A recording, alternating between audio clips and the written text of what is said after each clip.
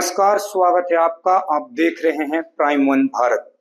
दिल्ली विधानसभा चुनाव को बीते करीब 2 महीने हो चुके हैं, लेकिन आम आदमी पार्टी की हार की गूंज अब भी सुनाई दे रही है। अब आम आदमी पार्टी के वरिष्ठ नेता सौरभ भारद्वाज ने एक ऐसा बयान दिया है जिसने सियासी हलचल तेज कर दी है। दिल्ली चुनाव हारने के बाद आम आदमी पार्टी ने भारतीय जनता पार्टी और केंद्रीय एजेंसियों पर गंभीर आरोप लगाए हैं। आम आदमी पार्टी के वरिष्ठ नेता सौरभ भारद्वाज ने यह दावा किया है कि दिल्ली चुनाव में अरविंद केजरीवाल को चक्रव्यूह में फंसाकर हराया गया।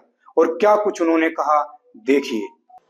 चुनाव के परिणाम आए हुए अभी करीब 1.5 महीने हो गए हैं, और अगर आप 1.5 महीने का आकलन करेंगे तो आप याद कीजिए, जब 2015 में हमारी पहली बहुमत की सरकार थी, जब 2015 में फरवरी में हमारी सरकार बनी थी, तो एक एक दिल्ली वासी की शक्ल पे खुशी थी, जोश था।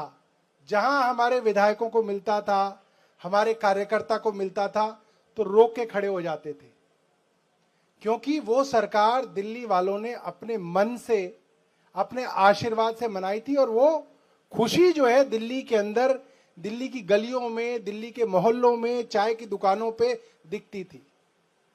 आप लोग सच्चे मन से सोचिएगा, 8 फरवरी को जो चुनाव का रिजल्ट आया, जो भी सरकार बनी, जो भी जीते, आपको वो गलियों में खुशियां नजर नहीं आ रही हैं? आ रही है? कहीं पे नजर आ रही है? ना चाय की दुकान पे वो कोई कहे लगा रहा है, ना कोई विधायकों को मिलने के लिए जा रहा है कि साहब हमने बड़ी मेहनत से आपको जिताया है, आपके लिए बड़े नारे लगाए हैं। जो जीत गए वो खुद ढूंढ रहे हैं कि हमें किसने जिताया है। आपने देखा, हमारे यहाँ जो विधायक जीती हैं, वो जहां जाती है वहां कहती है कि मैं तुम्हें देख लूंगी, तुमने मुझे हराने की कोशिश की थी। आप ये समझिए।